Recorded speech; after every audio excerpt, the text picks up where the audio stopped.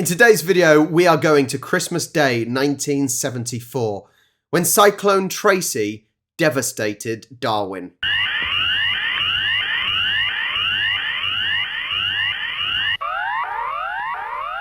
cyclone is imminent. We present this advice from the Darwin Weather Bureau and the Northern Territory Emergency Services Organisation as a community service for top-end listeners. Make sure your communications are secure. Check your transistor radio and spare batteries. Keep tuned to radio or television news broadcasts. Anything on your property that could be a wind-borne missile, including rubbish tins, outdoor furniture, dead branches, toys and tools, should be anchored or taken inside. Store drinking water in bathtubs and bottles, and check emergency supplies and tools. You may also need water for firefighting. See if neighbours need help. Lock up pets. When a cyclone comes, remain calm and stay inside. Wow. I'm not sure if I've seen devastation like this. Now, I assume when the cyclone hit Darwin, it looked this bad because of the climate of Darwin being so hot. The houses are thin. They're wood. And therefore, they will break quite easily. Whereas if, for example, it was in a location that was cooler, and they are brick houses, maybe, there would be more standing. You did see a few shots where there was brick walls still standing. But maybe in this case, that's why the devastation was so bad. And I don't think I've ever seen anything. It is flattened, basically, isn't it? Keep a window open on the side away from the wind, and remember, if the wind drops suddenly, the calm eye of the cyclone is probably overhead, as the winds will soon resume abruptly with equal violence from another direction.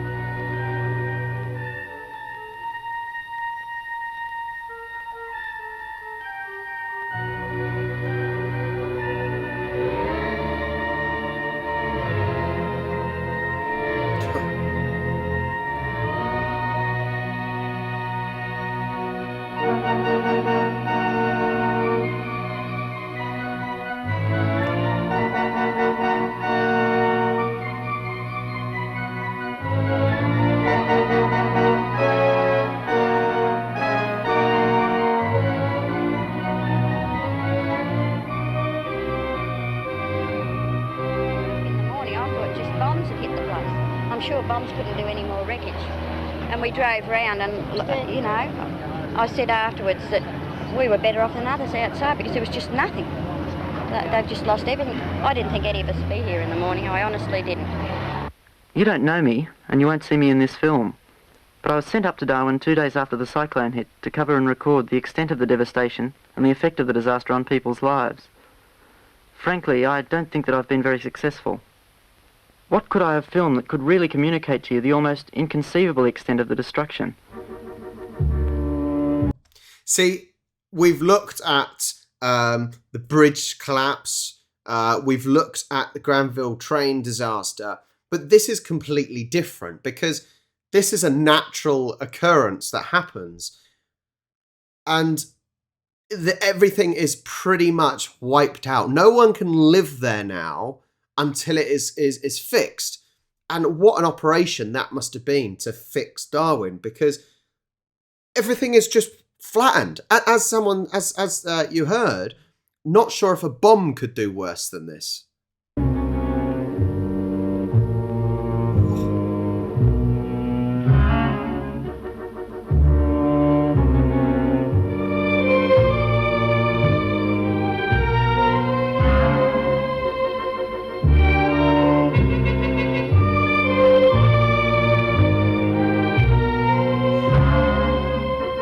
Hard to watch.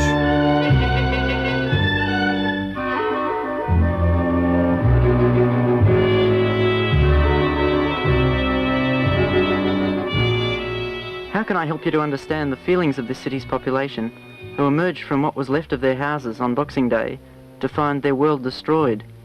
Their city was like a rubbish dump, and they had nothing left. I don't think that the narrator here would have to actually say what the people of Darwin were thinking. I'm gonna think of it as a sort of a something similar. It's almost like you've just divorced someone and you've got to start over again completely, or you've just got out of a aggressive marriage or something like that, and you've escaped, but you've got to build everything completely again. You've just gone bankrupt, or those sort of things. I could just think is similar, but nowhere near this. The only plus side is everyone's gone through the same problem, and you're all in it together. But that is a very, very small, not even a positive, but I hope you get what I mean.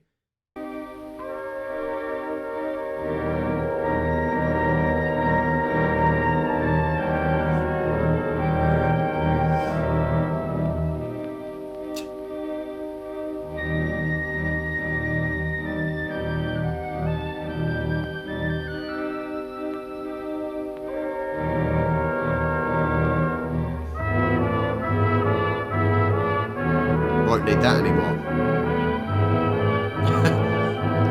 Darwin Cinema, Gone with the Wind, starring Cyclone Tracy. At least there's some humour.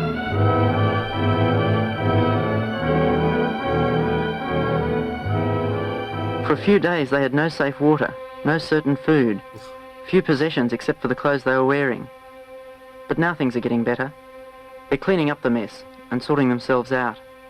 Even so, no one really knows what the future holds for them.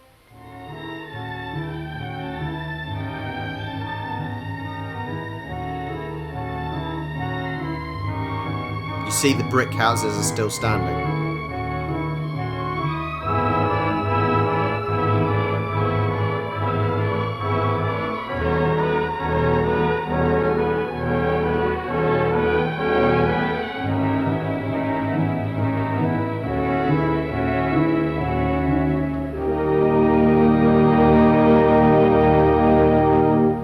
The ice is back on.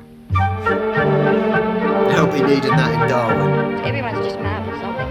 Everyone's got in and helped and given things, and it's just tremendous. It is. It's tremendous what everyone's done, I think.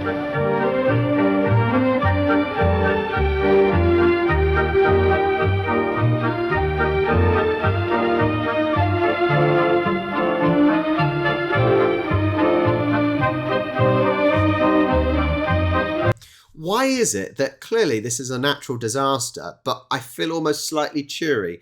What that last woman said, how everyone's mucking in together, that's so true. How often is there a disaster and people muck in and they help each other? And that is always the time when people are there for each other the most. We started off in one bedroom, and I said to my husband, what's that? And he said it's only the wind going through the eaves, but it was the roof going. Just didn't want to frighten me, I suppose. And then more came. We moved to the bathroom, which had just gone. So then we moved to the third bedroom and just huddled against the wall and just stayed there the night, sort of thing. And that was it. Just hoped for the best and just prayed, and that. I suppose everyone's in the same boat. These few scenes can't really let you know what it's like up there. The fact is that the people of a city have lost everything. And I feel that somehow we all have to try to understand what that means.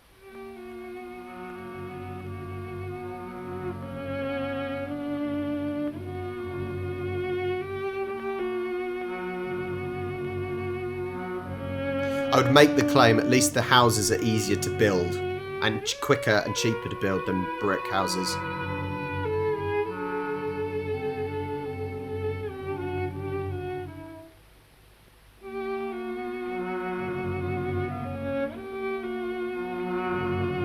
Awful. Just awful. I've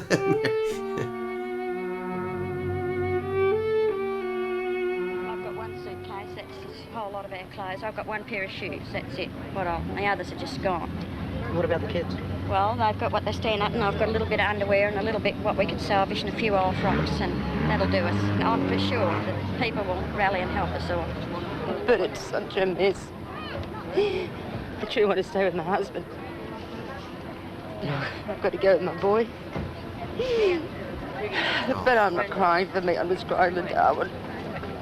They've just got to pioneer again and start from scratch. Oh. And here's the latest cyclone warning, number 17, issued by the Darwin Tropical Cyclone Warning Centre at 4 p.m. this afternoon.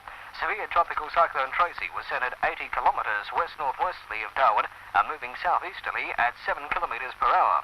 The centre is expected to be near Gross Island about midnight this evening. Very destructive winds of 120 kilometres per hour with gusts of 150 kilometres per hour are expected between Darwin and the Piron Islands tonight and tomorrow morning. The next warning will be issued at 7 p.m. this evening.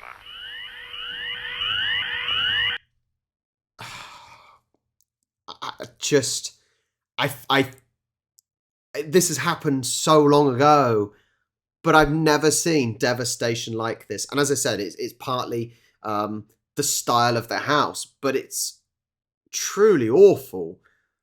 And this is something that has affected thousands of people, not just hundreds, not just tens, but thousands of people. I always wonder, I know why cities are built by the sea, but it always seems to be the most dangerous place, whether it's the seas rising at the moment or when tornadoes, cyclones come in. It always seems like such a crazy place to want to live, because you always see the amount of you see over in America, in Florida and things like that, the damage that happens because of their location. But they just rebuild, knock down, rebuild, knock down, rebuild. What awful sights to see. It's just, it's not pleasant, is it? And I think, once again, we've got to learn from these. You know, your house and everything is destroyed by a cyclone. So is there anything you can do to stop that happening again? Thank you so much for watching. I hope you enjoyed. Make sure you hit the like button and subscribe. And I'll catch you next time.